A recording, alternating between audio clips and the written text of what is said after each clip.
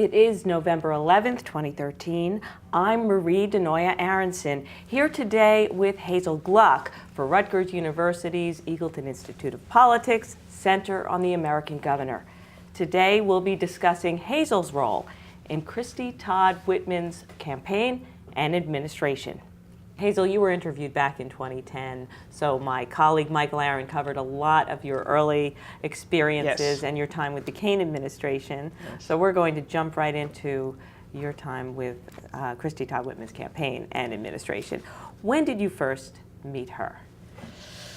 Well, I met her parents once, many, many years ago, and I met Christy actually when she picked up the phone and called me when I was at the Department of Transportation and said, "When are you going to send the money to fix this road," whatever it was. And I laughed and said, we'll get on it right away or whatever. And then he appointed her, Tom appointed her to become the head of the Board of Public Utilities. And as fate would have it, my son at that time was in the governor's office, and he prepared her to go before the Senate Judiciary Committee. It's kind of, circles within circles. And also when she ran against Bill Bradley, I had just opened up my business, and there was nothing I could do to help her. I could hardly make a living to help her. And we'd speak on the phone from time to time, and I am so convinced if the Republican Party had just given her a little bit more money, she would have been a United States Senator instead of a governor, and I don't know that she would have liked that, but... History would have been changed rather significantly. Totally. So you worked with her, but not in any kind of official capacity in that campaign, the senatorial campaign. No. Just gave her some advice? Try to encourage her and talk to her about what was going on and, how Bill Bradley was behaving and, just chit-chat. Commiserating and yeah, sharing. Right. What were your earliest impressions of her? That's interesting. My earliest impressions of her was that she was very patrician. She was warm, but she was maybe a little aloof, and I was wrong. It was really interesting because while she does look patrician, she certainly is extremely warm and very funny and can get down and have a good old time, So that was a nice surprise. How did you think she did for her part in that first campaign against Bill Bradley? Were you impressed with the way that campaign came out? Yeah, I thought she did well. I think that Bill Bradley thought he wasn't going to have much of a campaign. And I think she did well. She came very close, without money, and I thought she did well. I was happy, That election, when she came so close that night, did you say, okay, now I know who's going to be running for governor? Did you kind of see that path happening? No, in January, the following January, after the November election for the United States Senate, she called me. And she said, "Do you want to have lunch?" And I said, "I'd love to." And we went to what used to be the best political stomping ground, Lorenzo's in Trenton. I remember. And we had lunch, and she said to me, "You're going to run for governor." And I looked at her and smiled and said, "No, I'm not." I said, "Are you?" And she said, "I think I'd like to." I said, "Well, then you have my support, 1,000%. And that began a very interesting relationship because she formed a group where she raised money, I guess it was a PAC, where she raised money to give to candidates the year before she ran, and I was involved with that. And I got to know Christy and John very well, and delightful, but we worked very hard on that PAC. And then she went into the campaign from that. And of course, when she made her announcement, there was a whole article in the newspaper about her having people work for her that may not be that were not legal, or maybe they were going to be. Well, I'm telling you, it's like stepping on your mouth. Something like that happens. We had it all laid out what she was going to say and what she was going to do, and then this came up. And of course, Carrie Edwards, may he rest in peace, whom I loved, immediately jumped on the bandwagon, and about a month later we found out he had an illegal. So, it was really, you can look at it now and laugh, then you wanted to kill yourself, He said, "Oh my God, what's going on here?" So it got, it's kind of got off to a rocky start. So you were basically a strategist for her the primary. Yes. What made you decide to support her and not Carrie Edwards? Well, that's a very good question, Marie, because Carrie and I were in the legislature together. He was very gracious to me. We both met a tax we couldn't vote for. We never met a tax we couldn't vote for. We were both liberals in that sense. I mean, certainly for the Republican Party. Female. And I'll tell you, he accused me of that. He said, "You're supporting her because she's a female." I said, "You know what, Carrie, you're right.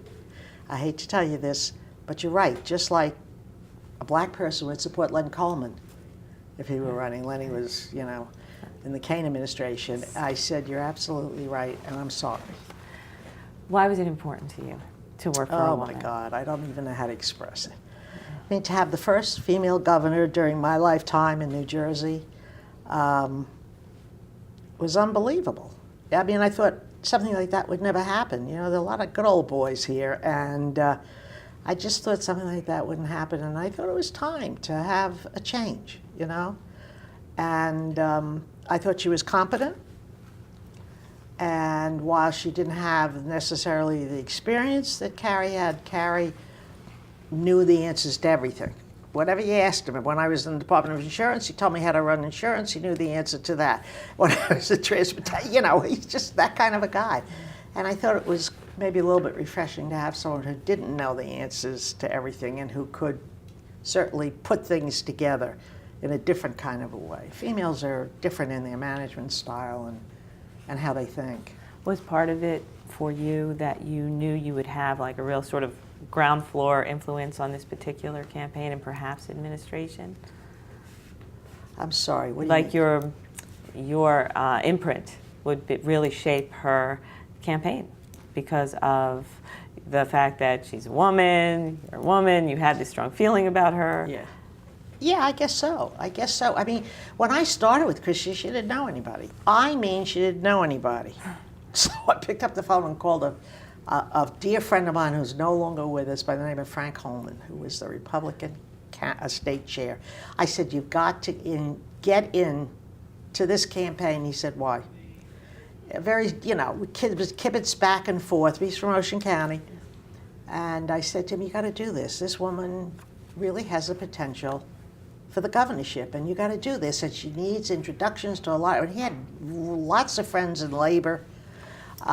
So we dragged her all over the state. Holman, Judy Shaw, me. We just dragged her all over the state. We had that first year when she was raising money for other people, had to meet people she had never met before. She could talk to them, and I think she charmed a lot of them, frankly. What was did you have an official role in that campaign? Or You mean in the primary? in the primary and both campaigns, what were your titles? I don't if you had know any? what I had in the primary. I was co-chair of the campaign, and That's maybe right. I was, co-chair of the primary. I don't remember really. Titles didn't matter. For me, I left my business. I absolutely walked out and said to my business partner, "You do this. I'm out of here. I want this woman to win." So I spent 24/7. From the beginning? From the beginning, from that luncheon in January. And that was it? That was it. That's commitment. Talk to us, if you would, about your role in mobilizing Women for Whitman. It's a very significant organization. Well, this was during the campaign. And I thought Christy wouldn't make a big deal out of the fact that she was a woman. And I tried to get her to allude to it. And every once in a while I succeeded, but not very often. And there was a lot of guys in the campaign, and I wanted to do this Women for Whitman, and they said, it'll never work, blah, blah. I said, well, if it doesn't work, it doesn't work. But I think it's going to work. So they patted me on the head and said, okay, you go try and do this. And we talked to every woman who was the deputy county chair, whatever she was, in each county in the state. We told them there was going to be Women for Whitman. We brought in a national speaker.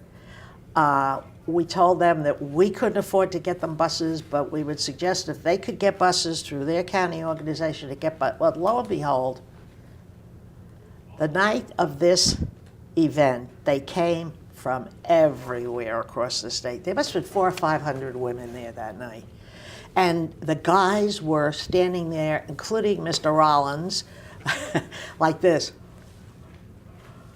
And I just knew, because this was the first woman, serious candidate. At that time, she was the candidate. This is the first serious female candidate for the governorship, and I knew that women were proud. I just knew. And at that event, because of the turnout and because of the energy, I'm imagining, it really just spelled out. Yeah, it did. Basically justified what you had said, which is that this was going to be a lot of energy. I don't think you had to be a genius to know that the women were proud. You know, the guys don't know, but okay. We wouldn't expect them to, but I think the women knew. Whether they were Democrats or Republicans, I think they knew, you know, that this was something different.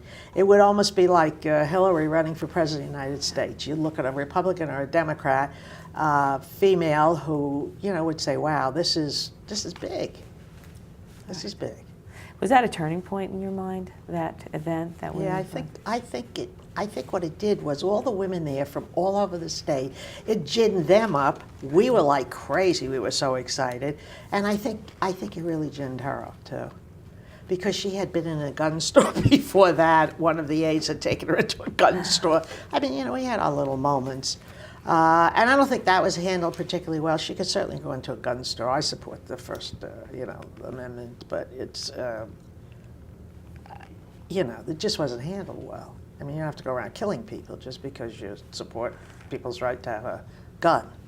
Right, and that, of course, became a campaign theme against her with the guns that she mentioned. And that also wasn't, we weren't as sophisticated then as we are now about those things. Her first term victory was a narrow one. What do you remember about that against Governor Flores? Oh, God, I'll never forget that night. I thought I was going to have a heart attack that night. It was very close, and finally the phone call came. And I was like, I couldn't believe it. I was like crazy. And we called, Judy Shaw actually called and said to the state police, send a woman over. We want a woman to go down with her. Fuffing around, we want a woman to go down with her. So they sent over this gal who was just a great lady. And when we were on the elevator going down, I turned to her and I said, it's about time we got a female on this detail. And I remember going on the stage with her. I had tears in my eyes. I could not, I mean, it chokes me up now. I couldn't believe it. I just couldn't believe that the dream came true. The dream that a woman would be governor, the dream that this woman would be governor. All of it. All of it. All of it. And it was historic because she unseated an incumbent. Right. Right. But, I was used to close elections. Tom Kaine's first election was by the hair of his chinny chin chin, too. So, I mean, it was, How much of I guess it must have been crazy in the weeks leading up to that election, just it was. In terms of just getting out there and getting the message. It was, and Rollins and Christy's brother spent a lot of time yapping together, do this, do that, and I happened to sit in the same area where they were, and I didn't always agree, but we talked through a lot of stuff. It was fascinating for me. I mean, I had never been at that level. I had never been involved. I wasn't involved in Tom Kaine's election, per se. So I had never even been involved at that level. And I just, common sense makes up for a lot of things in your lifetime, that you haven't done or that you're going to do. But common sense, who was it? Coleridge, who said, common sense is what the world calls wisdom. There's not a lot of it around. So. I can imagine the synergy going forward in those last couple of weeks. Was there anything that you can recall that really surprised you about the electorate and their reaction to her? Maybe it was resistance to having a woman governor, I guess. Not strong enough, but did you encounter a lot of that? I think that's possible, and I think that, I mean, this was all very new, and I think that having a female as the head executive, and that's something I think that will happen in the national election as well, and if a woman runs. It was just insanity that last week. She was up, she was down, she was this, she was that. You know, the pollsters make you nuts too. After a while, I couldn't stand it. I really couldn't. I was such a wreck. And then Ed Rollins, post-election statement. Right. Were you involved in any of the damage control or after that? The only thing that I was involved in vis-a-vis damage control was when, it's a funny story, when Sharpton and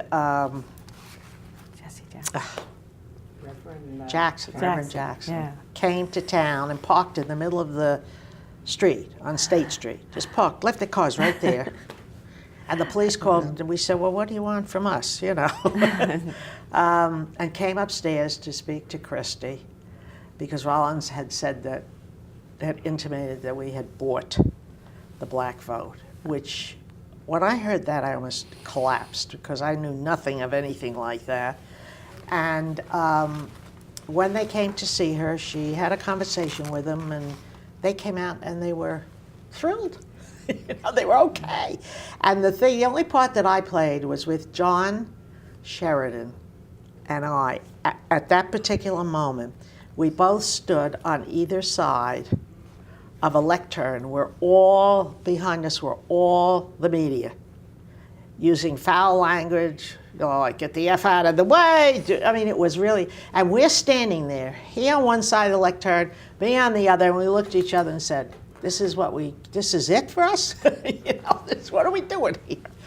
That was the only part we played. Must have been stressful. It was stressful, but they calmed down, you know, the media calmed down as soon as the two guys spoke and she spoke, and that was the end of it. Did you ever have a doubt as to whether or not that was true? I never thought it was true. Never. You played a significant role in the transition. Tell us about that. Well, John Sheridan and I were locked away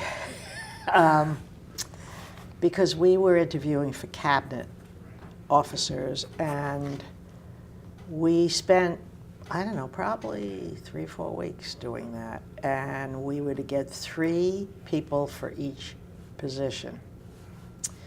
And we did that, and then Christy saw them, and she did her pick, you know, and a lot of names that you would know. But one thing that really stood out, a guy by the name of Len Fishman, who I know very well, came in to be interviewed.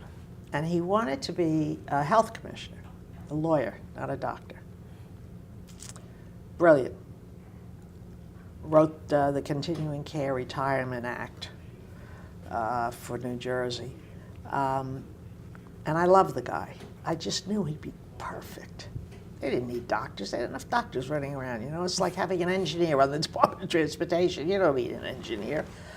And when I went back to Christy, she said, well, you know, he can't do it. I said, yes, I know. You'd have to change.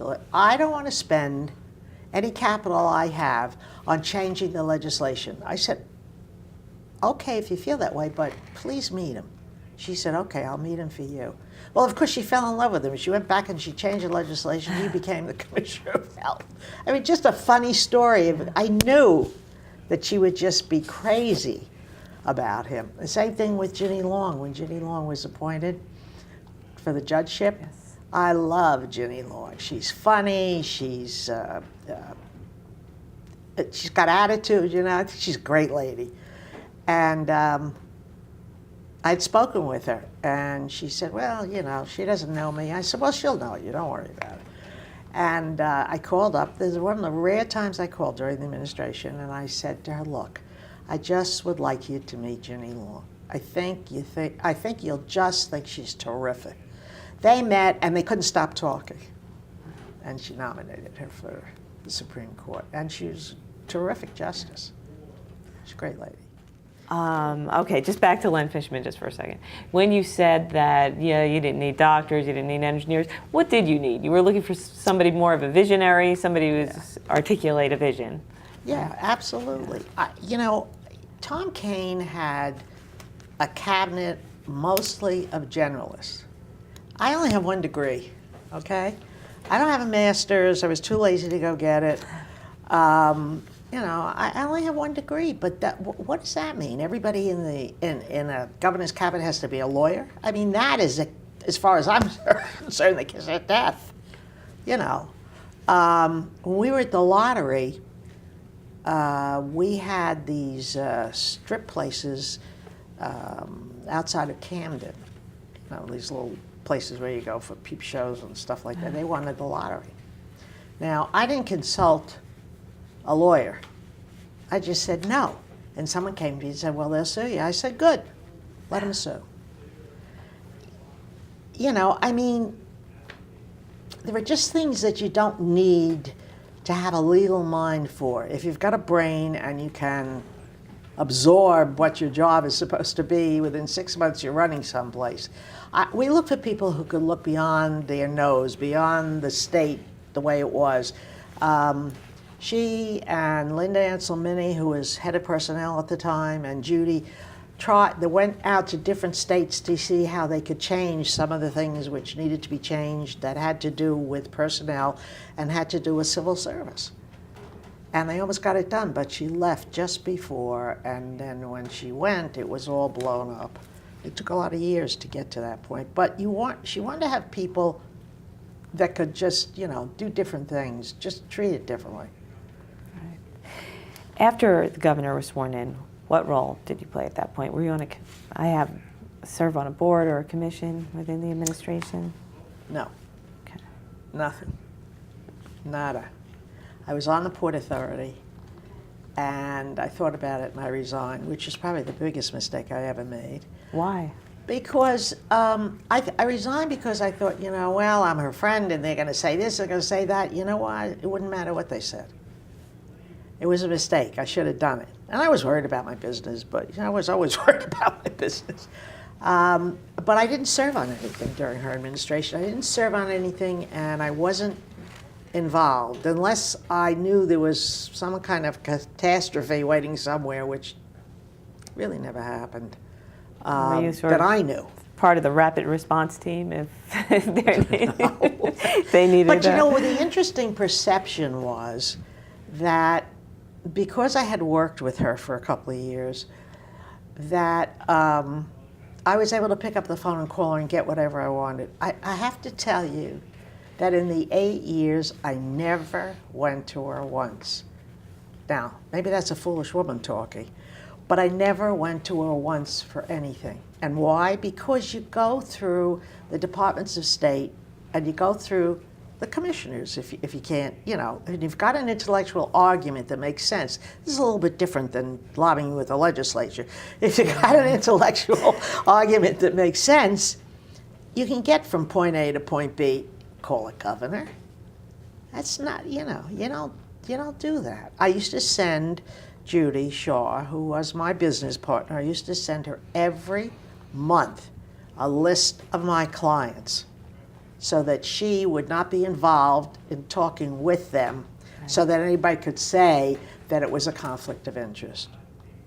So you had to be very careful with Judy there. I thought so. Now, I don't know what a guy would have done, but I thought so. I didn't want to hurt Christy. I didn't want to hurt Judy, and I sure as hell didn't want to hurt me.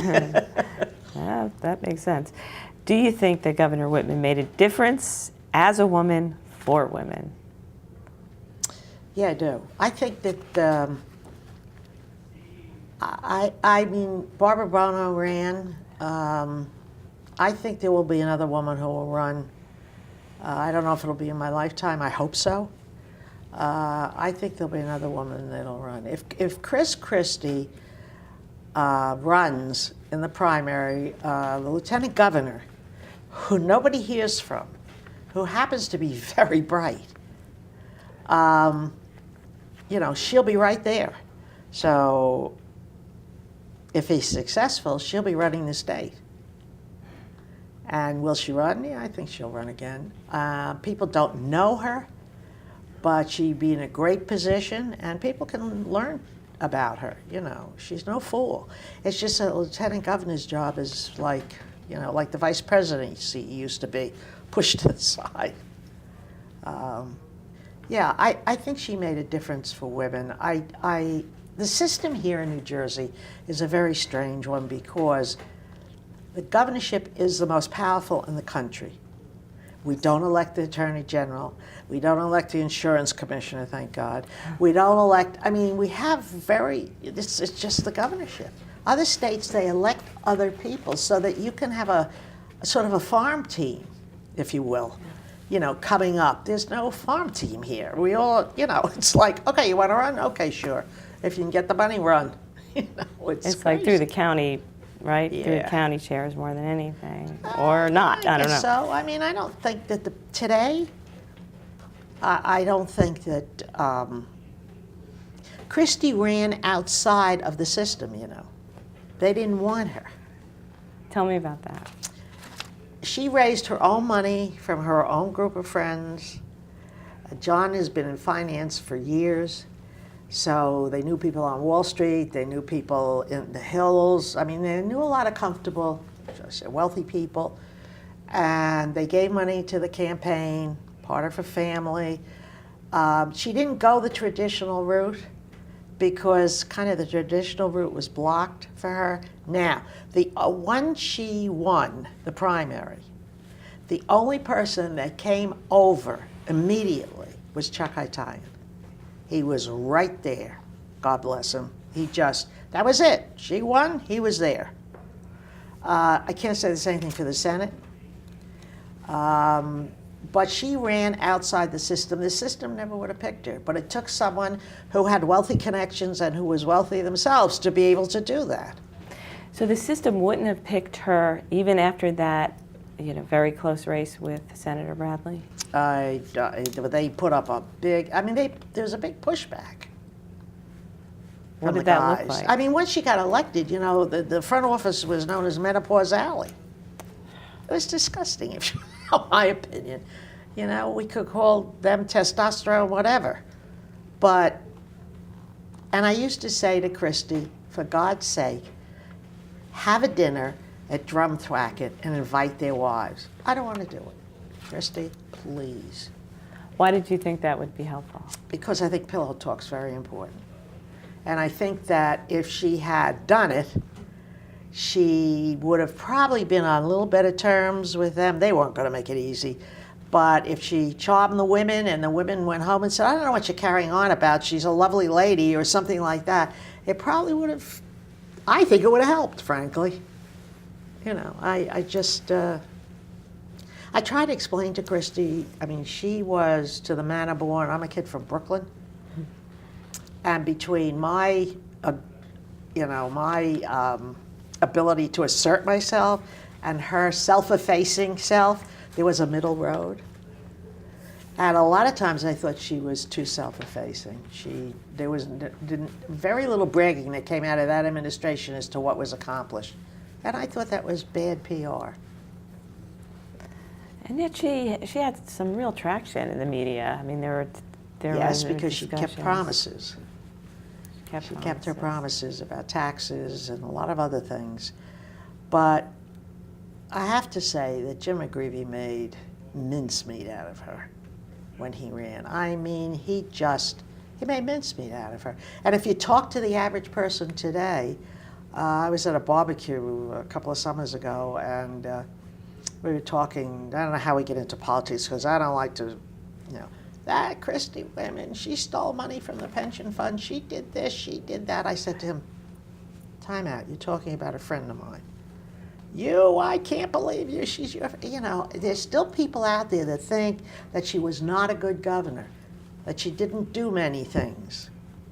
And not too long ago here at Eagleton, there was a round table, and she was here, and one of the gentlemen who served as treasurer explained the whole pension fund thing, and it's the first time I heard the explanation. That's what I mean about not being able to translate what they were doing into something that had to do with public relations. And she still wears that around her neck. Not that the rest of them paid it back. The only one paying it back was Christy. Not that the other governors paid it back, but that she took it for the first place. And what I found out was that, the pension fund was funded 105% even after they took what they took. That wasn't communicated, is what you're saying. Oh, and not the fact at that it all. wasn't is still Yeah. a Absolutely. bone of contention against her. Absolutely. But at the point when she was a favorite in the national media, they were even talking about her as a vice presidential candidate. What did you think about that? What was that like for you? Well, it was wonderful if they were serious, but I never met a governor in New Jersey who didn't think they're going to be vice president or something like that because of the off-year election. And it puts them in a position where, they can be considered for a run for something on a national level. I thought it was great, but, I knew that those things come and go. You're somebody's sweetheart one week, and the following week you're not. So you weren't getting overwhelmingly excited I didn't want her about to it. leave, period, when she went at the end of her second term. Did having a woman leader affect who held power during the transition? Absolutely. Absolutely. She chose the first female chief of staff. There were women all over the place, and I'm sure I know that wasn't the case in other transitions. I know it. And it was a lot of fun. There was a lot of, I went up to one Democrat transition office. It was so quiet. You could have heard a pin drop. So quiet. And in our transitions office, people were carrying on, laughing, yelling, back and forth. I mean, there was a lot of joy. Yeah, There was a lot of joy. So, yeah, absolutely. Women had a lot of power, or perceived power, whatever that means. So I think women have trouble using power, which is another whole topic, but because I think they think it has something to do with their femininity. Did that hold people back in this administration, in your opinion? Margaret Thatcher didn't have that problem, but I think a lot of women do. I think they equate it with whether they're being feminine. I think if that's how you feel, wear a ruffled collar and do your job. A little frustrating considering how much you put of yourself into the campaign and getting a lot of those women where they were at that point. You want to probably see them really step into the role. Yeah, and a lot of them did. But I think the tone's always set at the top. What I was, going back to the interview that you had done earlier with Michael, you mentioned that you felt Tom Kean was very instrumental to the fact that Christy Whitman won. Absolutely. Why? How is that? Well, because he gave her a job in the administration, and he encouraged her. And the day she was sworn, and she signed the piece of paper that cut taxes 10%, which I thought was wonderfully dramatic. Yes. It was great. He was standing alone next to those big heavy curtains in the War Memorial that always look like they need to be cleaned. And I went up to him and I said to him, "You have to be very proud." And Todd, yes, I'm proud. I said, no, you don't understand. I said, "You have to be very proud." I said, "Because it's partially because of you that she's the first family governor." "What do you mean?" I said, "Well, you gave her a chance." I said, "You gave us all a chance," which was true. I mean, most of the people that worked for Tom Kean, most of the women that worked for Tom Kean went on, they were judges, they were this, whatever it was. Federal judge, I mean, it just, lobbyist, whatever it was. They went on to wonderful things, and he gave them the opportunity. He didn't care. He just, as long as you could do the job, he didn't care. You could be black, white, yellow, pink, and orange. You could be gay or straight. You could be, he didn't care. That was not the point. And he was absolutely right. That's not the point. The point is whether you can handle something, whether you got the smarts. What do you think were some of the governor's Governor Whitman's greatest strengths? I think that she, one of her greatest strengths, I think, was with the things that she believed in and the things that she said she would do. Because she believed in them, she did. They were not vacuous campaign promises. And so she kept her eye on the ball. She was focused. I think that's a great strength. And to her credit, I mean, a lot of people, they get in, they get all turned around with the office and the fuss and the driver and the this and the that. She didn't. She didn't. And that was really a great strength of hers. And she had a sense of humor. I mean, when we were in the transition office, she always wanted to sneak downstairs and go outside oh yeah, because it was like claustrophobic, too much after a while for her. And the state police don't want to, you know. So one day I'm walking around, she said, "Psst." I said, "What?" She said, "Come here." She said, "I'm going out." I said, "You are not going out alone. I'll go with you." Now, there were cowbells they hung on the door because she was constantly trying to, sneak out. I know. The open space governor. Right, exactly. Well, she More lived in ways an than open one, right? space Yes. place.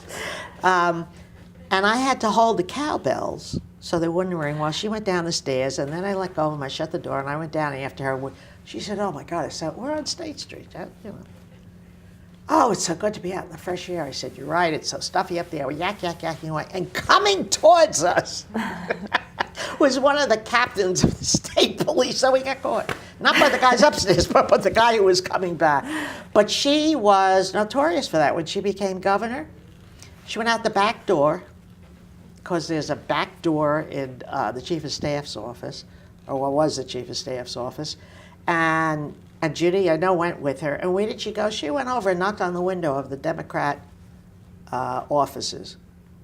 She said hi. Yeah. So they said, "Oh my God, the governor, come in." So she went in and met everybody in the office.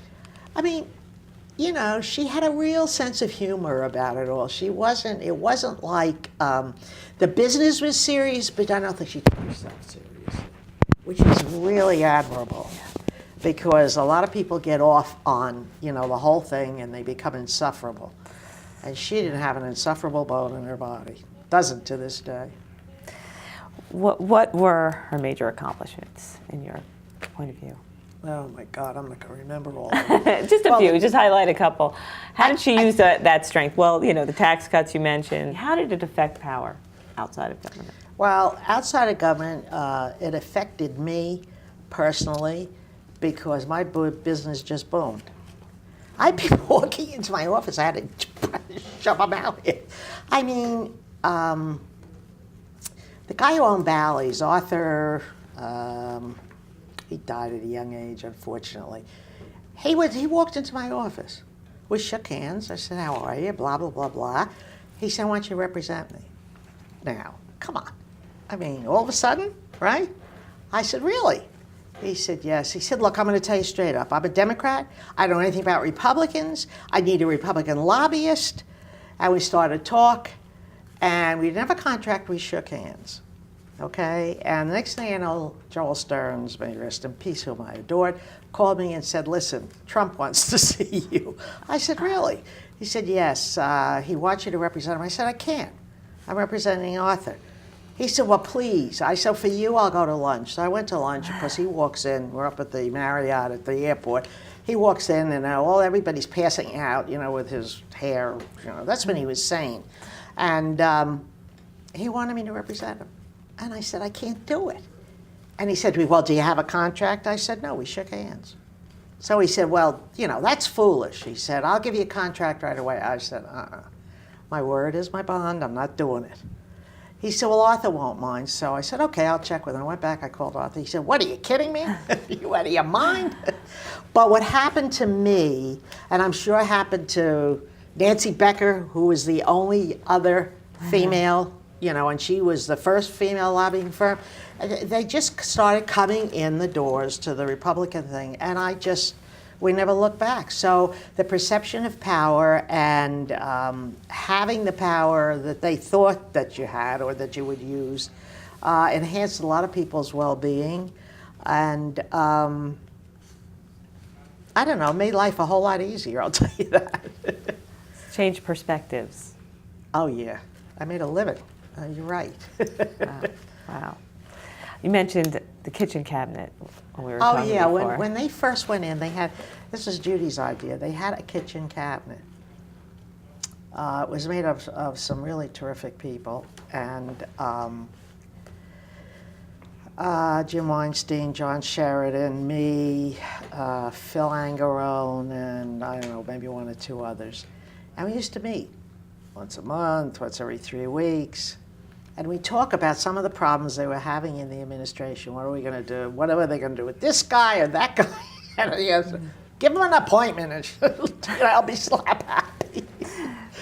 So that went on for a while, and then it sort of petered out. I always thought, that's a good thing for any governor to have.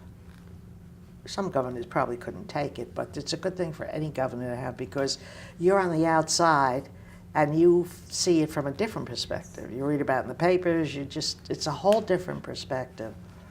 And she appointed a lot of people to a lot of females, to a lot of positions, females, you know. Nancy was appointed to the Turnpike, and Harriet Derman was appointed, eventually she became chief of staff after Judy, and then she went on to the Department of Community Affairs, or maybe it was vice versa. But there are lots of women around. Debbie Poritz became the first Attorney General.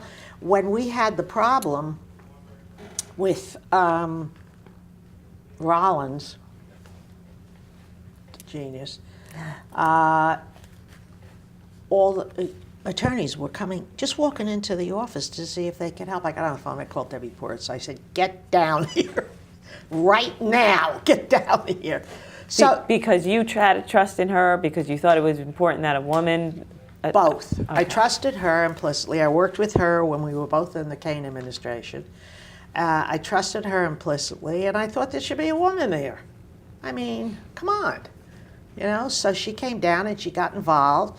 And bingo, she became Attorney General, and then she went to the Supreme Court and became the Chief Justice. So there are, you know, stories like that, I mean, women owe a lot to her. I can't tell you how many boards and commissions there are in the state of New Jersey, thousands. Some of them are just not necessary at all, but thousands, and there were all kinds of women, CPAs and attorneys and moms and you name it, that were appointed to these boards. So it changed the flavor, I think, of government during those 7 years. It changed the flavor of government, and that, you know, people got opportunities women got opportunities they never would have had. You know, you sit on a board or something. I mean, interestingly enough, I was appointed to the Port Authority from Tom Kane. But you sit on a board like that, or any of these authorities, and it's a whole different, I mean, you learn a whole different perspective. You know, guys get opportunities like that all the time, women don't. What did you think were, looking at it now and at that time as you were observing from the kitchen cabinet, what were some of the weaknesses of this governor? Well, I told you before, I think she was too self-effacing. I really don't think they told the story, because when McGreevy started on her, she was not bulletproof. And she should have been bulletproof. How did did she he make hit some her? mistakes? Yeah, she made some mistakes. Everybody makes mistakes. I mean, one of the biggest mistakes she made probably was the pat down in Camden. I thought, when I saw that in the paper, I was passed out. Okay? But as I said, everybody makes mistakes. But she should have been bulletproof in a lot of ways. I don't think she was. Because she was too self-effacing. She wouldn't let them go out and say, these are the list of accomplishments, these are this is what we're going to do, this is what I have in mind for my second term. I mean, she talked about it, and then she did it, but who knew? I really think I think it's her upbringing. You know, I really think it's her upbringing as an Anglo-Saxon Protestant. You know, you don't brag. You don't brag. They're very self-effacing. That's right. You said that Jim McGreevey made mincemeat out of her. Well, I think in what ways did you think his campaign, his opposition, resonate? Well, she was a two-term governor, okay? Yes. I mean, there was no necessity for him to be as nasty as he was. No necessity at all. I don't care what the topic was or what he was picking on her for. It wasn't necessary. You want to talk about issues? You want to talk about policies? You want to talk about where you disagree? But you know what the term mensch is? Mensch means? Yes. Yeah, well, he wasn't. You know, he thought he was in Woodbridge, and he just kept at it. And it was very distasteful as far as I was concerned, and I think her reputation to this day suffers as a result of that. But that's partially their fault, that administration's fault. Right. How would you compare her to other governors that you worked with? I know you worked with Tom Kean. Well, I mean, that's a hard comparison to make. The interesting thing to me is that they both came from money, and they both understood a lot of things about middle-class people that you would not have expected that they would understand. Christy maybe more about women, and she cared more about programs and welfare mothers and whatever it might be. But probably the best politician I ever met in my life is Tom Kean. He just was, you know. He always, and I was on the inside. See, he wasn't on the inside of the Whitman administration, so it's kind of a hard comparison, but he was the best politician. He is the best politician I've ever met. What about her administration as a whole, looking at the 7 years? How would you assess it? I thought it was good. I really do. I thought it was a good administration. I thought she accomplished a lot. I was really sorry to see her go to Washington. EPA is a lousy job from day one. And I mean, you know, Cheney did her in. Cheney, however he pronounces his name. But he did her in. And and she left, and I have to say that she left with $1 billion surplus. No easy trick, okay? And everybody was happy. I mean, if God forbid the economy went down, it was like a rainy day fund, you know, that everybody wants to have. And the gentleman who came in after her just threw it all away. You're talking about Governor DeFrancesco. Yeah, I'm talking about Don DeFrancesco, because he thought he was going to run for governor, and he could care less about anything else, and he just frittered it all away. And with that went her reputation, too. She never asked me whether she should go. Did you advise her? She never asked me if she should go to EPA. She probably knew what I would say, but she never asked me. So if she had, you would have said no. Because of her legacy? Or? Yes, because of the legacy. Stay here and finish out your term. EPA's allowed. See, the problem was that Bush would have given her a cabinet post, I think, but the conservatives were beside themselves because they didn't want her pro-choice woman in any one of the cabinet posts. They were nuts. Not as crazy as they are today in 2013, but they were still off the wall then, and he just felt, I guess he couldn't do it. He could have done it, but he just felt he couldn't do it. Did your experience as part of her campaign and her administration in the role that you were in, did you feel that it was historic? Do you think you've had change in New Jersey history? You've had a hand in changing New Jersey history? Yeah, sure. I feel proud. I think, I mean, to me, it was a dream come true, and I feel proud I could have been part of it. I was honored to be part of it, and I just, you know, if a woman runs for president of the United States, I might wind up in that campaign. You know, I don't care if I have to answer a phone, especially a competent woman. You know, it is something. I mean, we're 52% of the population. We just had an election in Virginia where the Democrat won because of the women.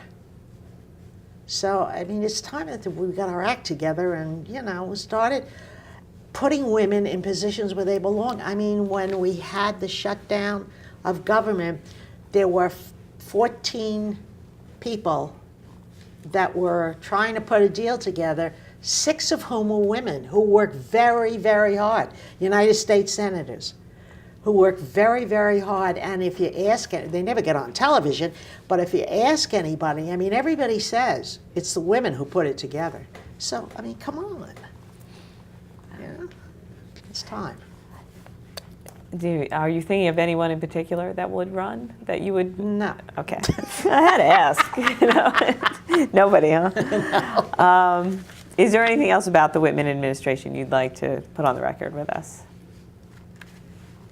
I think that the women of the state of New Jersey were proud. I think that everybody who met her, heard her speak, who she talked to, just loved her. She's gracious and charming, and she did the job. So shows you she broke the glass ceiling in New Jersey without getting her head bashed in too badly.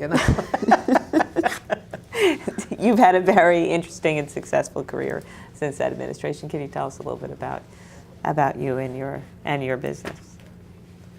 Well, we did very well, and we were able to. I never expected it. That was not why I went into this. I went into it for personal, ideological reasons, and yet the other side of it was a great reward for me, for my children and my grandchildren. And I don't know, I just, it's interesting because I'm not involved very much anymore, but it's okay because I've learned so much. The shame of it is that you can't translate it, to somebody else, or you can't, you can translate it, but you can't, that goes for anybody, not just me, but anybody who's been in politics and has gone through some of this stuff. If you talk to them, you learn so much about what you should and shouldn't do, It's too bad, any profession, that we don't have just little places where people could go, and talk to people who have been involved and what they can tell them and so forth. But for me, it was one of the most exciting times of my life.